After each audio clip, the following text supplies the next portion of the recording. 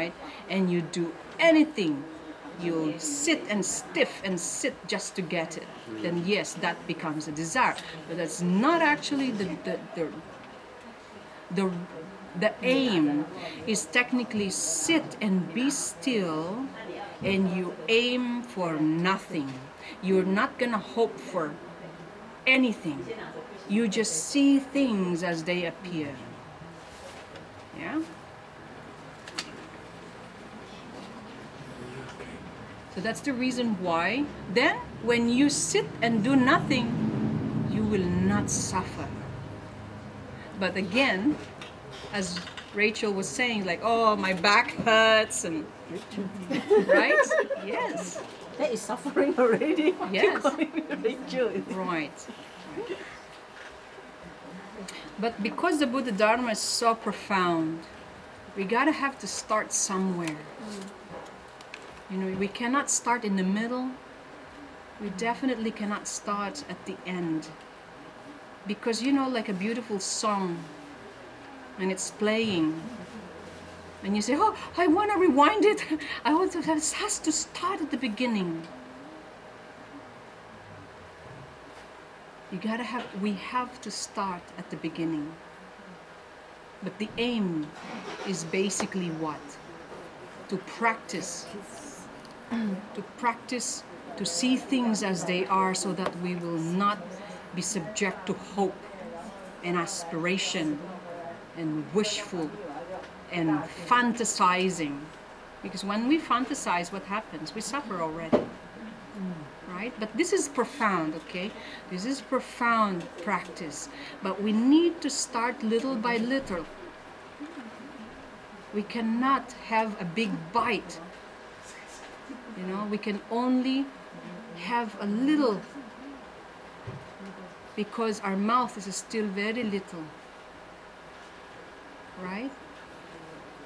Well, sometimes not. But not that kind of mouth, okay? All right. So then, this book, I've chosen it because it just gives us 3 supreme methods. All right? And what are those 3 supreme methods? Why are methods? First of all, I'm going to ask you this. Why is method very important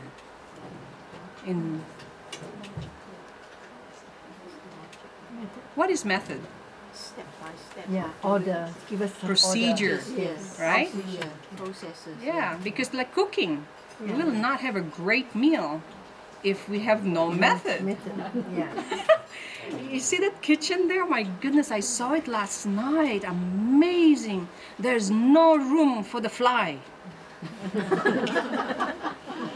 So the fly, you know where the fly was? Is up there on the ceiling. Oh, because the flies technically said, where am I gonna go? No, I'm just giving you an analogy, all right, of why method is very, very important. You know why method is important? Imagine if we have no method.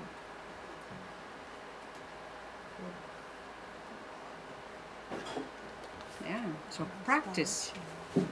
You have to choose a method. And you need to know this method is a technique. That even if your eyes are closed, even if you're blind, if you have a method, you will never be lost.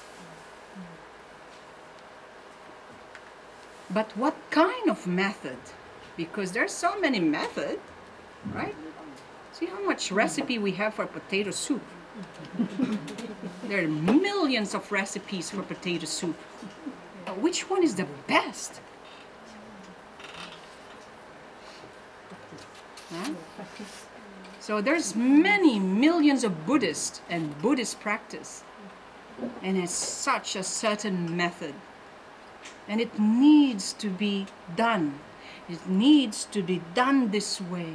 It's got to start here, not there. Do you agree?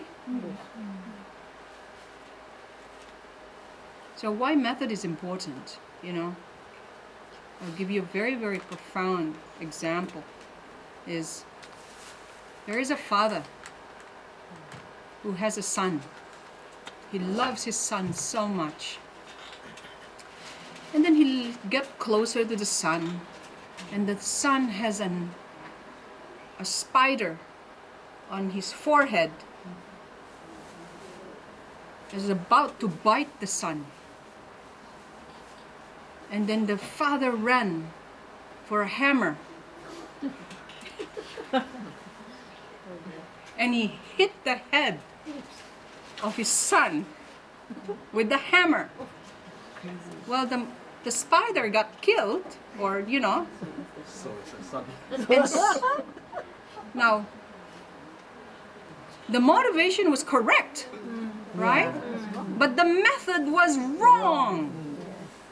You need to remember this. The method for practice is important. If you have the right motivation to practice the Buddha Dharma, but yet your method is like this man's method, my goodness.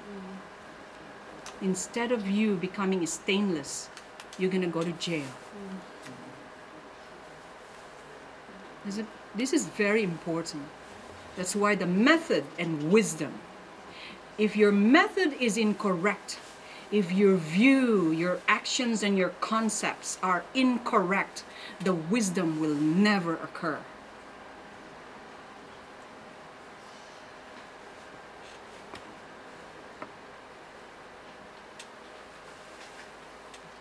If you are full of concept, full of ideas, full of intellect, that are all so rubbishly like a hammer,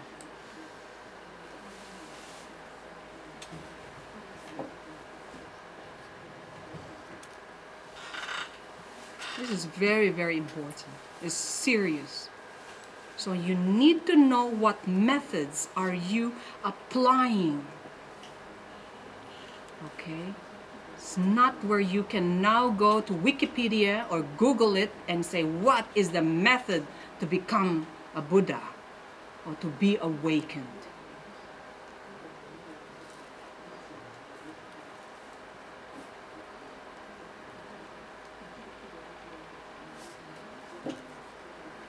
So the method is very important.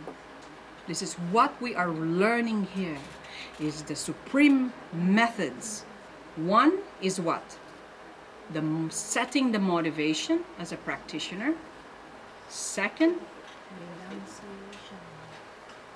no, the second is we haven't gotten into the second one because it requires many things to get to even to the second one. Because I tell you what the second one is.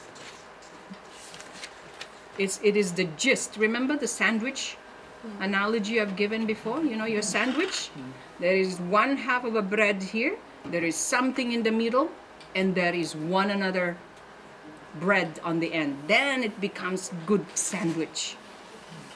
But right now we're just doing just one bread first, because the inside, okay, that is the heart of the practice, is the ingredients. What are you going to put in your sandwich?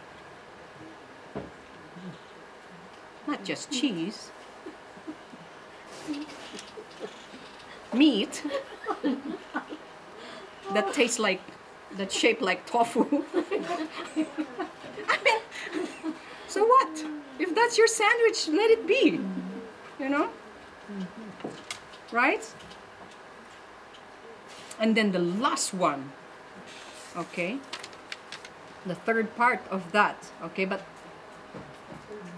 but what is that, you know? Like, what is in the middle, the number 2 method?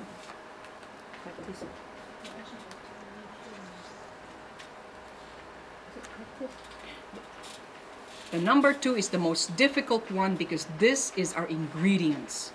It is basically how to practice, is basically the practice with the mind free of clinging, free of grasping, and free of concepts and ideas and views and all that whack whack. Greed. So let me ask you, we cannot, it's very difficult to practice with the mind with free of clinging, because we cling so much.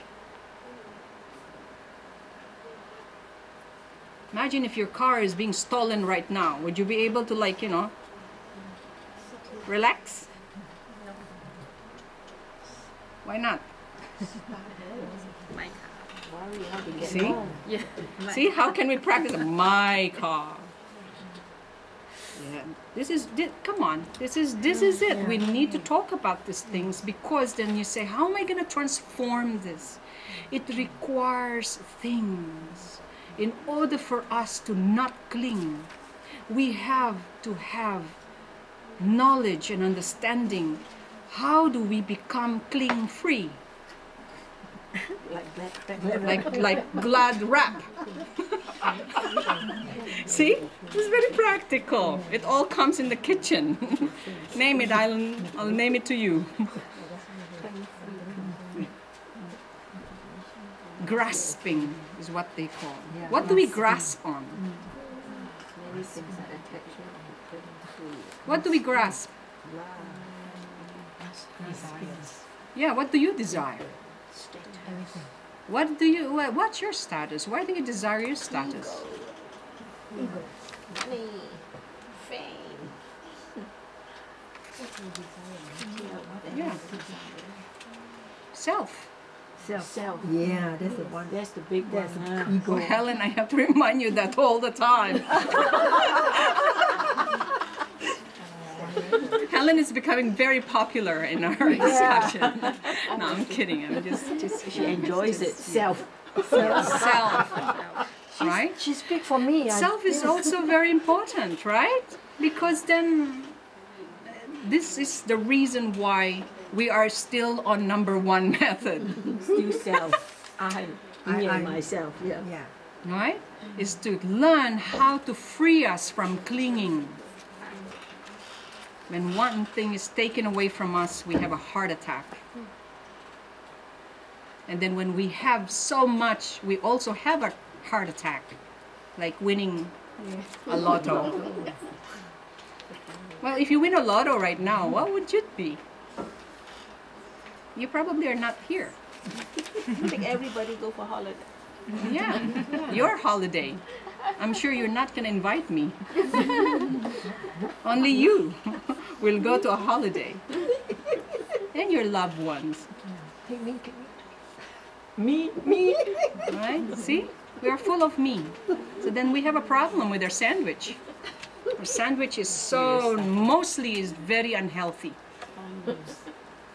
It's full of self. Okay? And once it is full of self, how can we then develop kindness? Unless it's fake kind. Oh, we can. We're very, very natural with fake kindness. You know. You see it all the time in television, so much. In Facebook too. Give me one text, and I'm telling you whether, you know, it's full of self.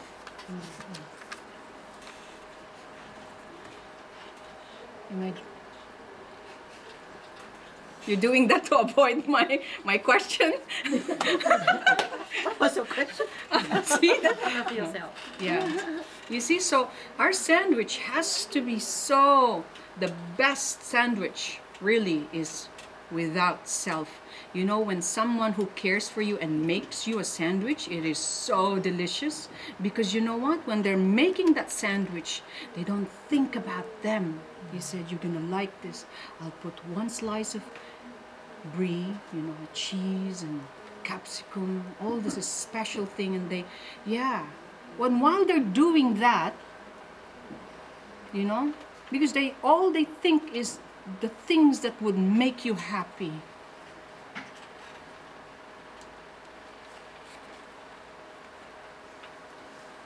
It becomes different when someone makes you a sandwich and you say, I think this sandwich is good for you. Because this is what I like. I put a peanut butter.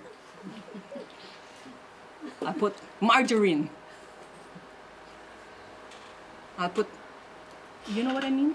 When it becomes them, then it's no longer kindness. It's no longer selfless. It is full of what they think. Then it's full of concept and idea of my own, imposing it for others. We do that a lot. And we think it's best for others, and because we think it is best for others. But what we are not thinking is really them.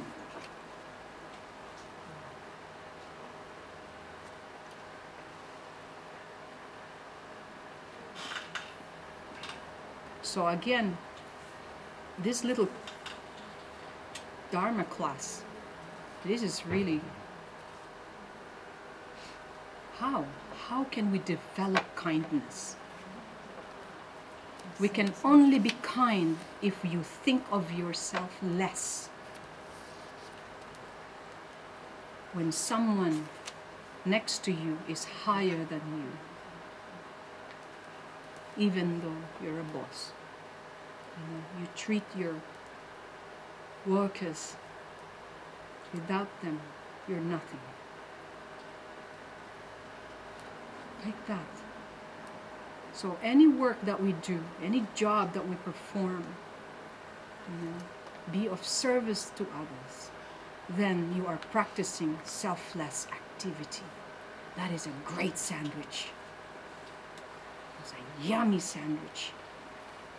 It's worth eating.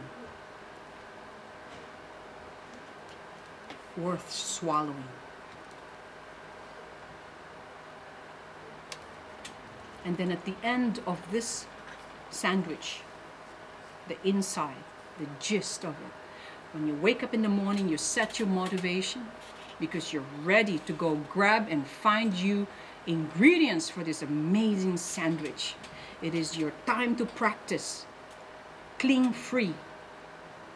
But without all of this understanding, all of this practice of the preliminary, we will not be able to be cling free. So your whole day, doesn't matter what you do, whether you're a garbage collector, whether you are somebody who just amazingly intellectually working, you deal with numbers and millions of dollars, it is not yours. How can you make your day-to-day life as a like a gathering and accumulation of merit, of good sandwich ingredients to be cling free, and then at the end of the day you come home and what you do is the last part of the bread, the third one, and that is dedication. Even if you've done some amazing, wonderful kindness, if you've never dedicated, okay, and just a small amount of upset and being angry, you burn all your good deeds to the ground. It becomes an ash and is driven by the water down into the drainage. Is nothing. You earn nothing. So, but according to these three supreme methods, it has its steps, it has its specific needs and requirements. That's the reason why we're writing like this. We have a notes, we read and read and read, and hopefully we contemplate. We may read and see whatever because we're so smart, but we never contemplate. Because you say, I have no time to contemplate. And the first word that comes out of your mouth would say, I know. Oh, I know, I know. I know, Rachel, I know. The person that knows everything.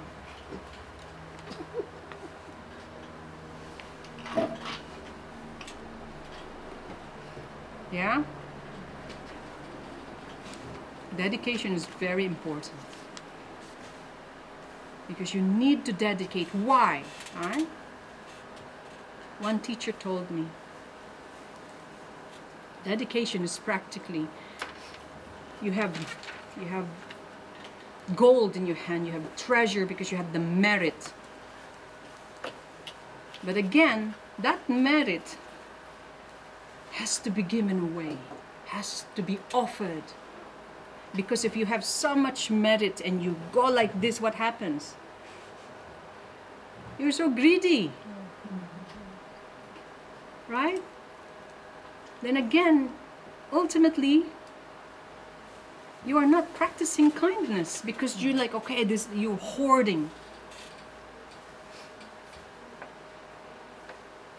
But you want to give it out, you give it all, you dedicate it to others, to the well-being of others, to our teachers, to our dying friends, our dying countrymen. You dedicate all that. May these merits be given to these people. Then therefore, you never hold anything. Then nothing can be taken away from you because you have nothing. So isn't that giving merit away in itself? We are gaining merit too. Of course. And you would say, Rakita, but I have no more merit. I need this thing. But if you give it away, remember, anything you love and you give it away is such a huge merit in your continuum. Then because you know what? If you have nothing, you will never be lost of anything because you give it away. Like a rich person. The rich person so suffer a lot because he worries about his assets. But if you have the generosity of giving it away, then nobody will harm him. Because he's such a good guy or such a good, mother that gives everything. And you will never be what? Be poor. You will never be poor.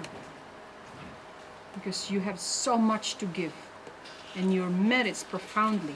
That's why in every Dharma practice, we dedicate. Why is a Dharma practice so amazingly needs to be dedicated?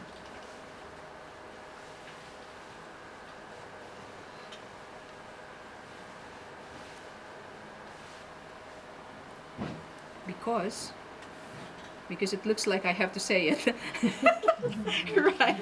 Right? It's like saving. Credit card. It's like they call it when you wrote a very good thesis in the computer. Yep. Before you stand up and go do something, you have to save it. Because so that when you come back, after many lifetimes, it is saved in your continuum. It will never be burned. Even if you die at that spot, it is saved somewhere. It's very important. So the merit of receiving Dharma teachings or any performing Dharma activities such as cooking here, doing kindness to others, cutting a piece of whatever Sifu is asking us, that is activity of the Dharma. And after you finish, whatever merit I have accumulated in doing this, may all of this be given towards my awakening, so that I will be able to help others, all beings, when I'm awakened. That's it. And then you go home and have a fight or have you scolded somebody in the motorway because someone is, then no problem. You saved your merit. See? That's it. Any questions?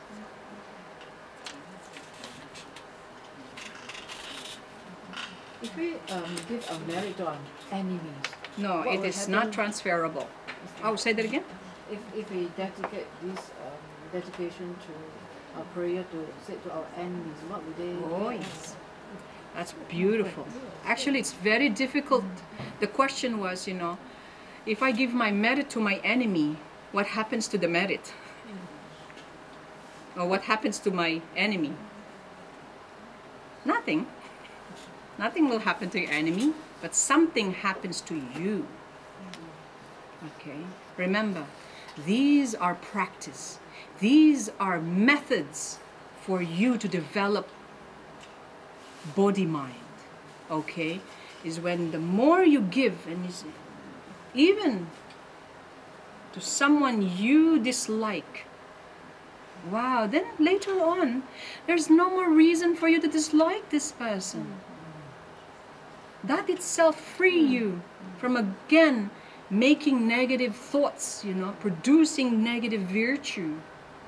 It is definitely a very difficult practice, but if you can, that is what you do. You give your best to the ones who dislike you. And at that time, when you see this person, you feel nothing anymore except loving them. That is a very, very, very difficult practice. But if you can, and you develop it, then no one will hate you anymore. You cannot have any more enemy.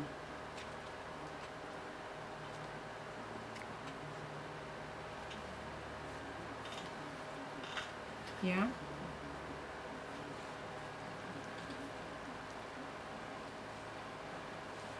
Serious? Yeah? Speechless? Or are we?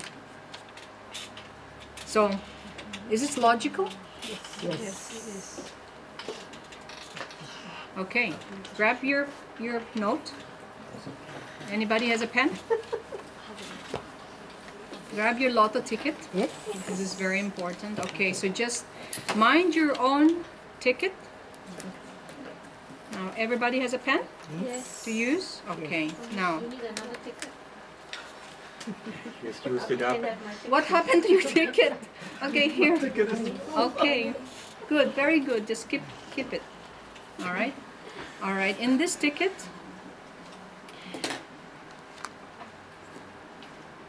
for whatever you have received today, whatever meaning of this teaching, I'd like you to write down in a sentence or just a word, 2, 3 words to say, wow, what did I learn at this an hour teaching?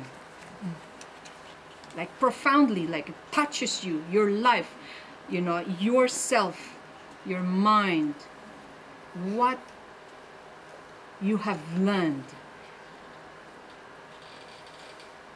Just write. If a single word, perfect, that's great. But 2, 3, 4, doesn't matter. What did you learn today? And that will strike you. That's like, wow, this is profound.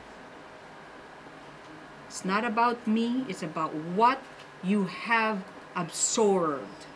And that reflects your own life experience. Okay? What is it? Write it down.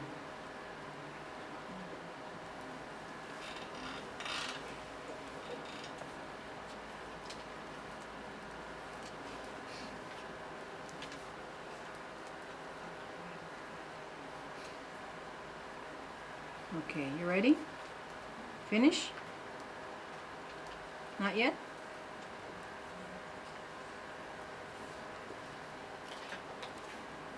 Make sure you can read what you're writing.